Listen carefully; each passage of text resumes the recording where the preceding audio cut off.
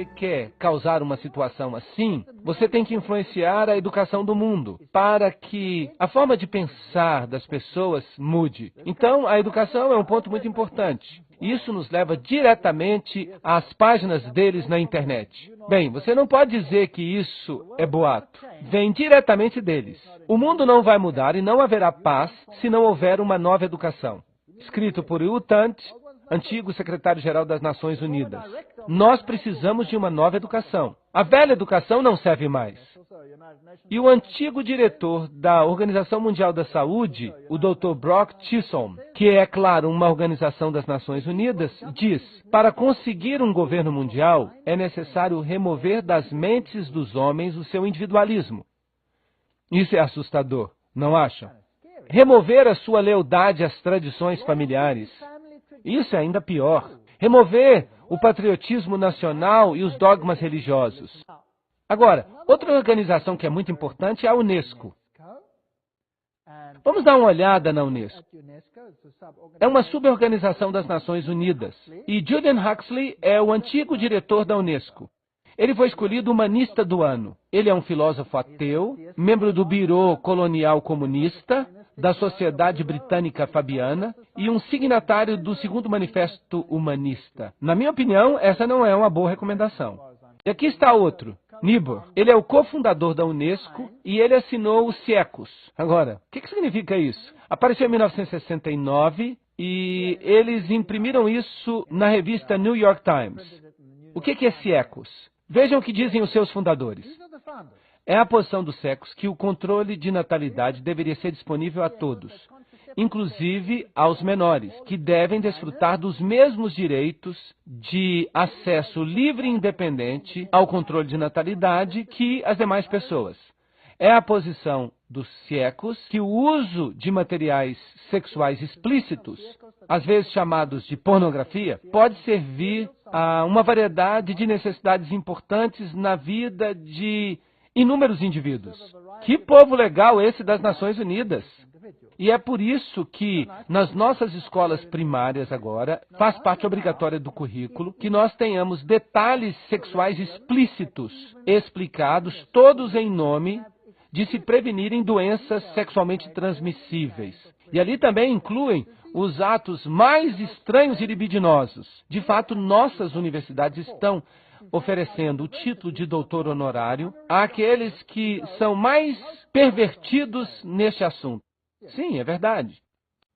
E Huxley, que foi o primeiro diretor, disse, em seu programa educacional, a Unesco pode enfatizar a necessidade última de uma unidade política mundial e familiarizar todos os povos com as implicações da transferência de sua soberania plena, etc., etc. Vejam que são todos pássaros de uma mesma pena. E a própria Unesco explica, se a Unesco é atacada em termos de que ela está ajudando a preparar as pessoas do mundo para um governo mundial, é um erro nós precipitarmos negações e declarações apologéticas. Sejamos francos, o trabalho da Unesco é ajudar a criar e promover os elementos da cidadania mundial. Diante desta acusação, nós devemos admitir de todas as formas e em todos os momentos. É isso que a própria Unesco diz. Então, eles não negam nada. Sob a orientação de Huxley, eles prepararam um guia para professores. Agora, eu gostaria que os pais prestassem atenção. Por favor, todos os que têm crianças, anotem isso. O que é esse livro Guia das Nações Unidas para os Professores? Este livro diz que é quando se destruírem o amor à pátria e o patriotismo, é que será dado o primeiro passo na educação da criança para a cidadania mundial. Vamos olhar outras coisas que este livro-guia tem. No volume 5, na página de abertura, está escrito: na sala de aula com crianças com menos de 13 anos de idade. Quando a criança entra na escola, a sua mente já foi profundamente marcada, e marcada de forma prejudicial pelas influências anteriores, geralmente acontecidas no lar. Oh, isso é interessante. Então, isso precisa ser mudado. Então, quem é que está colocando esses pensamentos prejudiciais nas mentes das crianças? Os pais. Isso precisa ser mudado. Então, o objetivo da Unesco é mudar a estrutura mental de seus filhos. Fazer com que eles se voltem contra os valores que os pais ensinaram e colocaram em suas mentes. Isso não é desrespeitar o quinto mandamento? Sim ou não? Honra teu pai e tua mãe para que se prolonguem os teus dias. Na página 8, o livro fala aos professores: o jardim da infância tem um papel significante a desempenhar na educação das crianças.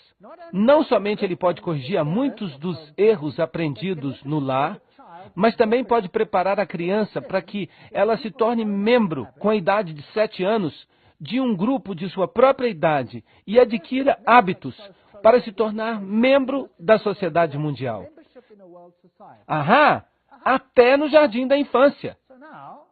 Então, agora os governos do mundo estão dizendo: você deve enviar os seus filhos para a escola numa idade mais tenra. Vocês sabiam disso? Os governos estão todos começando a dizer isso. E a Inglaterra agora passou uma lei. Quando? Este ano. Neste mesmo ano. E adivinha agora o que a lei da Inglaterra diz que deve ser a idade para as crianças irem para a escola? Aos 3 anos.